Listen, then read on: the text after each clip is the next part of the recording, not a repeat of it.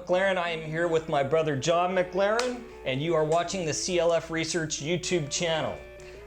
Today we're going to kick off what I'm going to call a series, if you will, Story Time with Johnny. And Johnny is just full of tales of the old guys and stuff that he used to work with, especially back at R&D at the, you know, when you were a kid at Fender. Yep. So anyway, the idea of the Story Time with Johnny is just to try to capture this stuff. He's great. They're great stories. So almost randomly, I said, well, what about Freddie Tavares? So we're gonna have a story time with Johnny and see where it goes, talking about Freddie Tavares. Okay, I met Freddie in about 1982. It's when I started at Fender, working a work school program thing to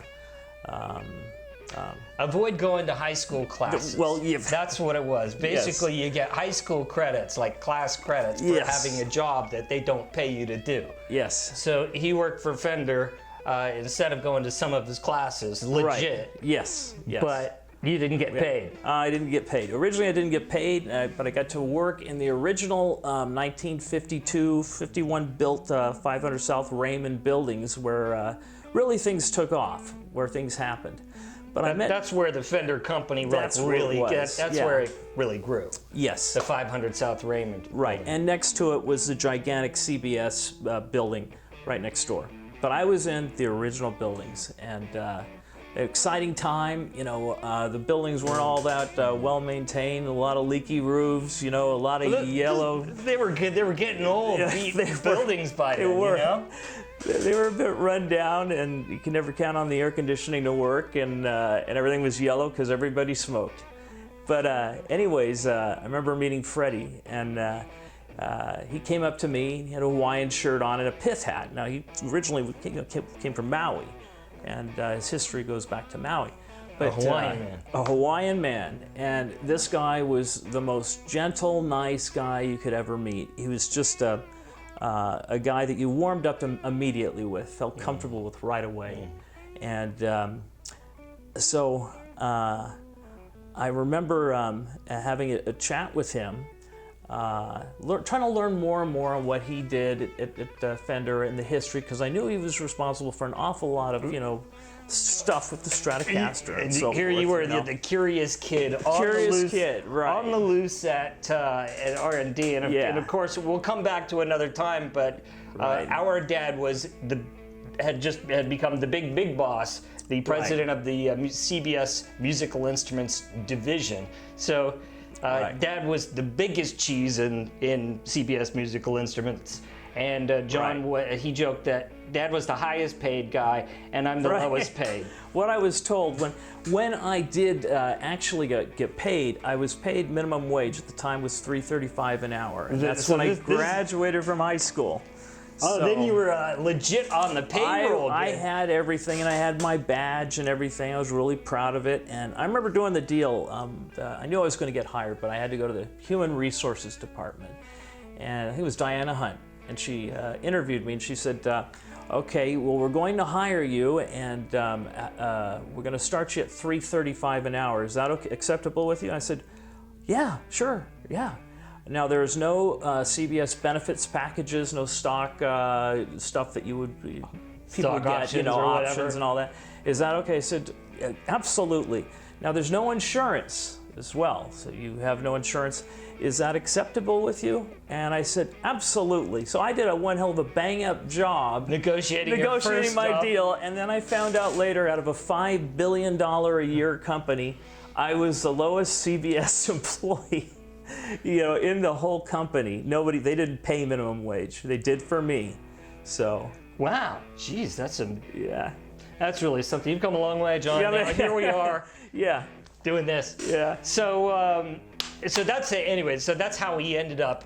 How is this kid on the loose in Fender R&D? And that's what I guess what was left of the old guys would hang out. I was fortunate enough to see the last of the old, like, Rat Pack. You know, you had Ed Johns, who designed vacuum tubes, you know, Freddie Tavares, you know, the history is immense with Freddie. Harold Rhodes, inventor of the Rhodes keyboard piano, all the old timers. Bill Carson, okay, just so many. And then a bunch of, young people in R&D that were just fantastic, just wonderful, a lot of fun, good people. And for me, it was a great time because I was into electronics. As you know, I was mechanical, Dave. Dude's always pulling stuff apart. Always doing that. Maybe not putting it together, but... Yeah. You learned how it worked, that's right. for sure. But so I was blessed to have people like Bill Hodges that would teach me from schematics. I had to print them first, but learning from schematics to stuff, prototype PC boards like the Harvard and different early solid state stuff. And then the wood shop that we had in there for bodies, necks, the R&D shop, yeah. So I worked with Steve Bollinger, and he would show me how to use machining saddles for all the different, at the time, the Elite bridges and things like that. Because you were trying to make the prototype things. Right. So he would sit there and explain everything in the cutters and everything, and then I'd get to experiment, play a bit. He'd show me, guide me, teach me. And then his sidekick, Scott Zimmerman, great guy too, and he would just, they were all very good to me. John Page was such a huge part of the R&D team back then, and did so many things like the Biflex truss rod, so many things. And, kind of a wild guy, but he had a side to him where he just taught me things. So it was electronics, wood shop, metal shop, even speaker design. Bill Hughes designed these speakers. So it was like a candy store for me. This high school, as soon as I could find a way to get out of high school, I was right over at Fender. Yeah. So wow, that is fantastic. I actually left early one time, and they said, "Hey, it's not time for you to leave yet." And I said, "Well, actually, I have a meeting at CBS." And they went, "What, with CBS?" I said, "Yeah, well, that's part of Fender is part of CBS, so I have a meeting that I have to attend. It's very important."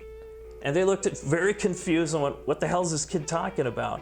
But I had my badge, okay? Mm-hmm. So it was like, I guess let him go. So it was right to Fender, So cool time. And then, but with Freddie, when I met Freddie, you felt the warmth and the love. And you see this guy coming in, these old buildings and everything, vintage parts all around it, which weren't that vintage then. Yeah. But he had the pith hat on, Hawaiian shirt, his badge, and he also had, the pocket protector. The plastic, things, the pocket protector like Leo did. Yeah, and so we got to talk, and then, he would call me in his office and then just say, "Do you know why we do it this way and that way?" And whatever he had to say, I sat there and listened, because it was so nice, to be a part of this. But he would sweetly explain to you the processes. He would. And so it's like all these the offices that were in the building, no office door was closed because people came in, it was communicating all the time. So I go into another door, and then there'd be a whole new thing. "Hey, Johnny, well, show me. Let me come here. I want to show you this." And so I learned more and more. So I had to work hard to learn. Nothing was beneath me. I shoveled crap, whatever, cleaned up, emptied Freddie's trash can if you wanted. Yeah, I had to make a point too, because because if your dad's the big boss, you can't look like you're slacking. No, right? no. You had to look like you were there for real. Dad said the place is a bit run down, but it's a very interesting place, and you'll learn a lot.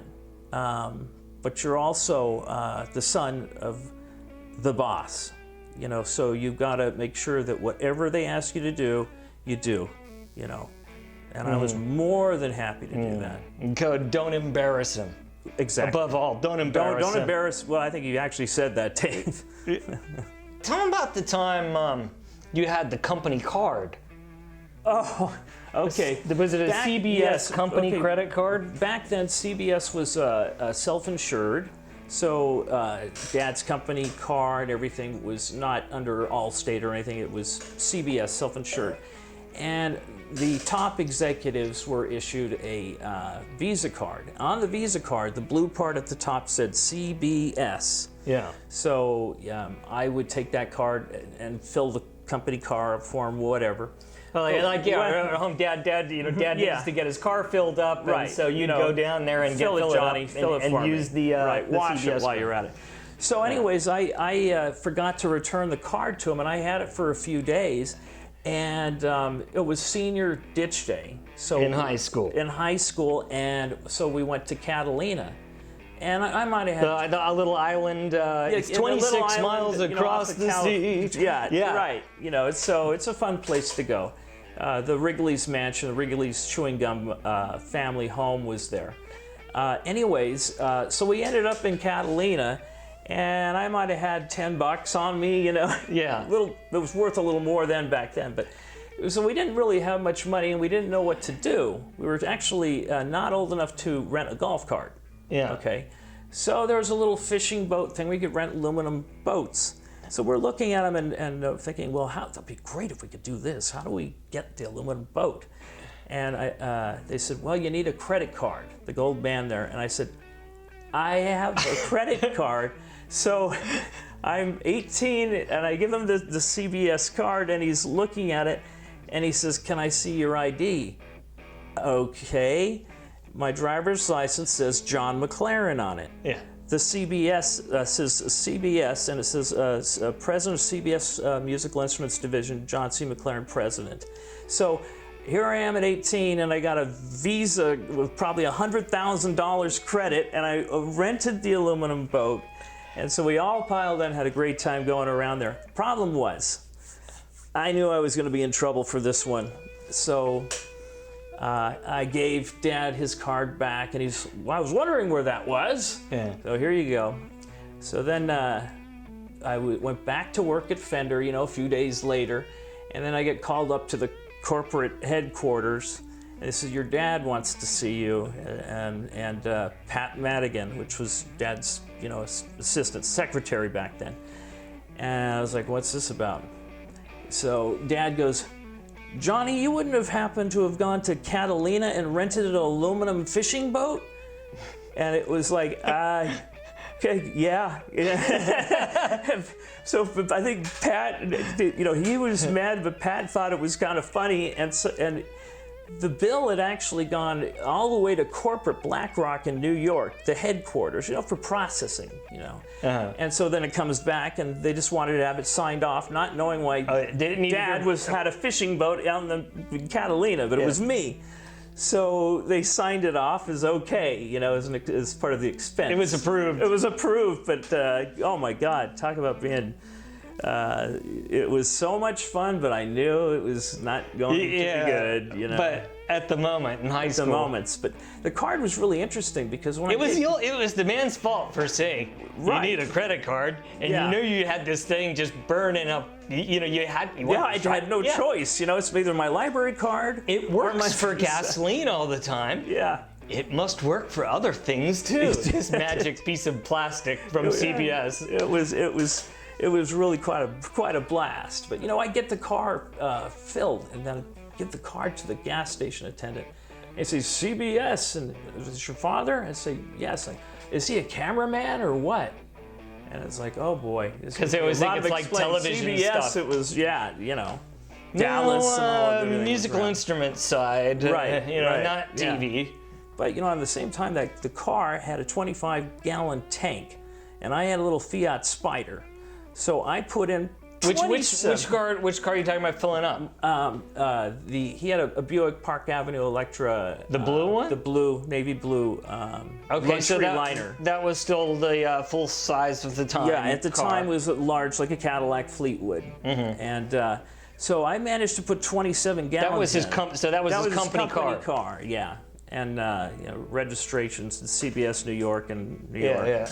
But anyways, I'd shove as much gas in there. Now my little Fiat Spider convertible had a 9-gallon tank, you remember? Yeah. So then I would pull the car into the driveway and then pull the Fiat next to it and siphon it out, about 8 gallons. And if you remember, some of you, those old Cadillacs and Buicks, the needle didn't move. if you took it from a full tank, 8 gallons. Like there was a lot at the top before the needle even moved. It moved, right. So I never ran out of gas. So you had like a gas scalping operation yes, going I did. on. I had the siphoning thing, and then I even upgraded it with a crank one. So I'd pull it out, and then Dad goes, you keep filling up the car. It says it should get 17 miles to the gallon. And so I'm just looking at the mileage and calculating, numbers guy. And he goes, it's looking like it's getting about 11. And I said, they're never right on those gas mileage things. They're always wrong. You're stepping heavy on that gas pedal, Dad. And but in reality, it was CVS was financing my gas. Was financing your gas, and then you're driving there in the afternoon to go to work. Yeah. Thanks for the gas. Thank you. Your pay was actually higher. Your effective pay, actual pay, was higher. Right? When you figure in gas. When you figure in gas that they were paying for. Fishing vessels. And fishing expeditions on Catalina. Yeah. It was a there good were perks. time. That was, I was not paid at the time, so it's like I had to have some benefits, at least a canned ham at Christmas or something, but Yeah. That was just a fun story. So I guess, we started out, I thought, hey, we'll just talk about Freddie, but it's like, how can we do that, I guess, without... Johnny just explains, how the heck did he end up meeting all these old guys? And, the backstory is obviously, our father, right? Yeah. But it sounds like our Father who art in heaven. No, he's still with us. He might even see this. Yeah. But, anyway. It'll probably, the statute of limitations doesn't run out with Dad. He's going to say, I remember when that goddamn car was making, 8 miles to the gallon or whatever. He probably would remember that. But he wouldn't be surped. Yeah. There's all the crazy stuff. Yeah. It was a good time. Very good time. But when do you want to play that thing and see if we can hear this? This is pretty cool. I mean, what was that? His 50th birthday or something? Dad's 50th birthday. Freddie would do these nice things. But anyways. He wrote a song for Dad, or Father, for his 50th birthday. He's also John McLaren. Yeah. So Dad's John McLaren, he's John McLaren. Yeah. So, for Dad's 50th birthday, Freddie Tavares wrote him a song. Yeah, and it was recorded, of course. Wait, maybe we should show him that thing first. Let's take a look at this here. I have this framed, but this was folded up. But this is Freddie when he wrote the song for John Sr. It says, Happy Birthday, John Sr., November 2nd, 1983. And so here's the words to his song. Our father said, can I have this? It'd be really nice. So he said, sure. So he said, what is it here? Aloha? Aloha something? No, aloha, no. But I don't know. Aloha indeed, Freddie. Huh. And because whatever it is, I'm sure it's nice.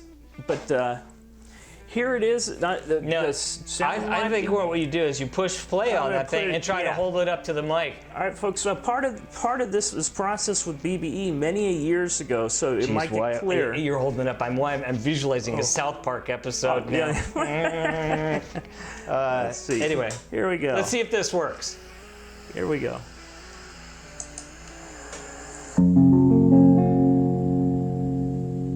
To our CMD Prexy, dear John, happy day and good health from now on. We are glad you appeared and came to our aid. Now our guitars are better than we've ever made. May your tenure be happy and long, and financially ever be strong. On your 29th birthday, we're happy to say many happy returns of the day. On your 29th birthday, we're happy to say many happy returns of the day.